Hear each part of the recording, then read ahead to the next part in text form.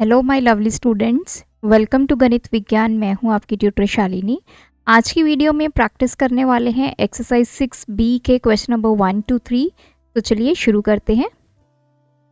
Question number 1, if set A is equals to 2 3 4 5 6 state which of the following statements are true and which are false.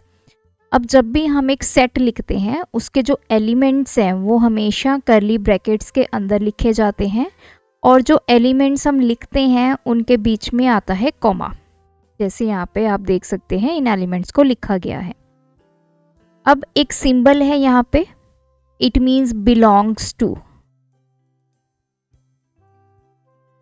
जब भी आप set देखेंगे तो देखिए ये सिंबल आपको कई जगह देखने को मिलेगा। इसका मतलब क्या है, ये स्टेटमेंट पूरी का क्या मतलब बन जाता है कि element 2 belongs to A where A is your set, कि क्या इस सेट के अंदर एलिमेंट 2 है, तो ये हमें बताना है इज दिस ट्रू और फॉल्स। तो this statement is true. Next है 5,6 belongs to A, element 5 and 6। अब हमें इन दोनों को देखना है, क्या ये दोनों एलिमेंट्स ए के अंदर हैं। तो 5 भी है हमारे पास, 6 भी है, तो ये पूरी स्टेटमेंट हमारी क्या हो गई, true. Third one is 3 4 7 belongs to A.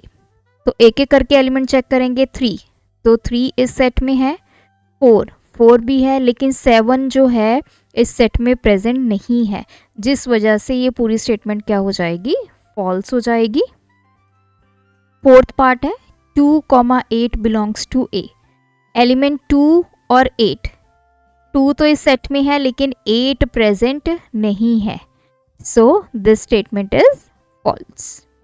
तो बिलोंग्स का मतलब यही है कि उस सेट के अंदर वो एलिमेंट प्रेजेंट है। Question number 2, if set B is equals to state which of the following statements are correct and which are wrong, also write the wrong statements correctly.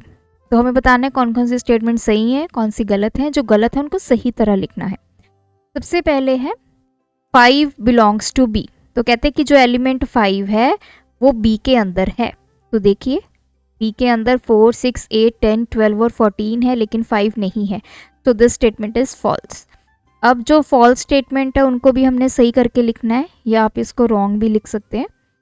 तो ये आएगा 5 does not belongs to B। तो जब आप belongs to के ऊपर ये line लगा देते हो तो ये बन जाता है डज नॉट बिलोंग टू। कहने का मतलब कि 5 जो है वो सेट B के अंदर नहीं है, उसका पार्ट नहीं है, उसका एलिमेंट नहीं है। नेक्स्ट है 12 बिलोंग्स टू B। तो ये तो क्लियरली करेक्ट स्टेटमेंट है, 12 जो है वो B का पार्ट है। Next 14 belongs to B। 14 क्या B के अंदर है, यस। तो दिस स्टेटमेंट इज ट्रू और correct. 9 belongs to B, this is false या रॉन्ग। 9 इस सेट का पार्ट नहीं है, तो आप लिखेंगे 9 does not belongs to B।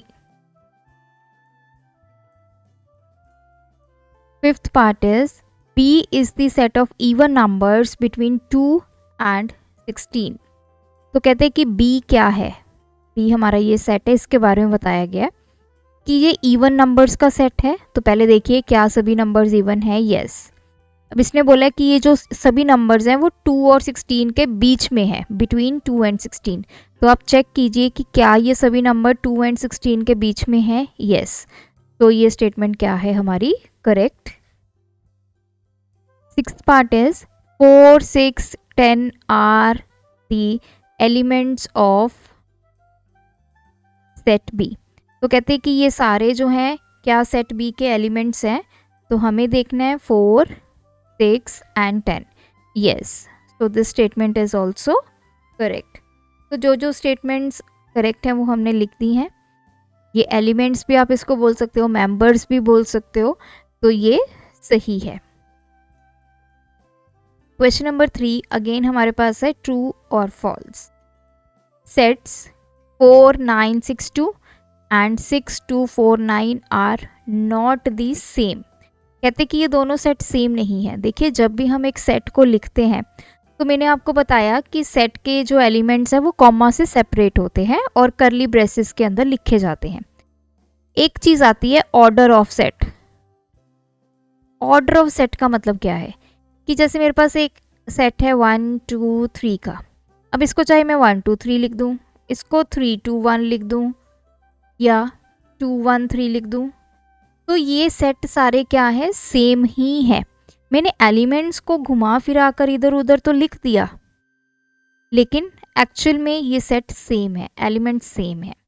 तो इसने बोला है कि 4962, इधर भी 4962, इसका मतलब ये दोनों सेट सेम है। तो ये कहता कि सेम नहीं है, तो this statement is false. These two sets are same. Elements इधर उधर लिखे जा सकते हैं, लेकिन सेट ये दोनों क्या है, सेम है।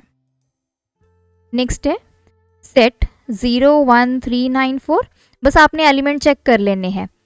And 4 0 1 3 9 are the same. पहले देखिए 0 इधर है, इधर भी है, 1 इधर है, 3 इधर है, इधर भी है, 9 9 4 4। तो जो एलिमेंट्स इधर हैं वही एलिमेंट्स इधर हैं, तो ये सेट क्या है, same. Yes, this statement is true. Next 5 4 and 5 4 4 5 are not the same. तो ये स्टेटमेंट क्या है, हमारी फॉल्स है। अब देखिए इसमें एलिमेंट्स वही हैं 5 और 4, लेकिन इसमें रिपीट करके लिखे गए हैं, रिपीटेड एलिमेंट्स हैं। तो आप रिपीट करके, वैसे हम जनरली रिपीट करके कभी भी लिखते नहीं हैं, लेकिन अगर ये सेट आपको दोनों दिए गए हैं तो ये दोनों सेट क्या है, सेम है। इसमें भी एलिमेंट 5 और 4 है, इसमें भी 5 और 4 है, बस ये है कि यहाँ पे रिपीटेड है। So these two sets are same. तो ये कंडीशन क्या हो गई हमारी, फॉल्स। फोर्थ पार्ट है हमारे पास set 8 3 and 3 3 8 are the same. So this is true.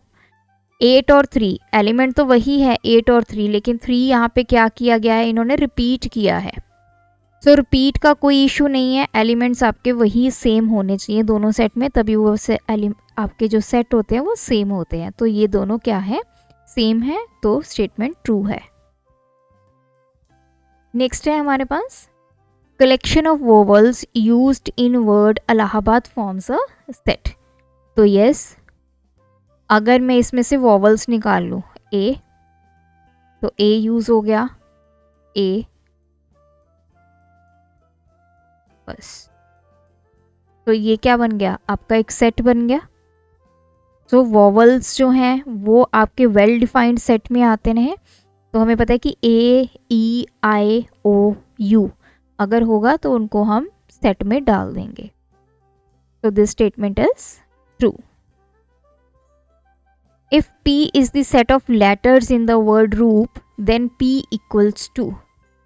अब देखिए यहाँ पे इस पार्ट में रूप में जो आपके लेटर्स कौन कौन से यूज हुए हैं, एक हुआ है R, ये R है, एक हुआ है O, O है, ये है P, दिस इज P। सो ये जो सेट है ये आपका क्या है, ये ट्रू है, ये सेट आपका यही बनेगा, that is P, O and R।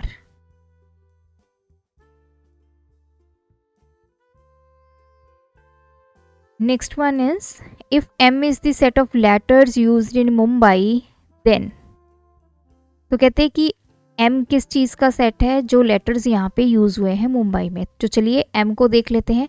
पहले तो आ गया M, देन U, तो U बन गया, M रिपीट हो गया, देन B, देन A इधर है, देन I इधर।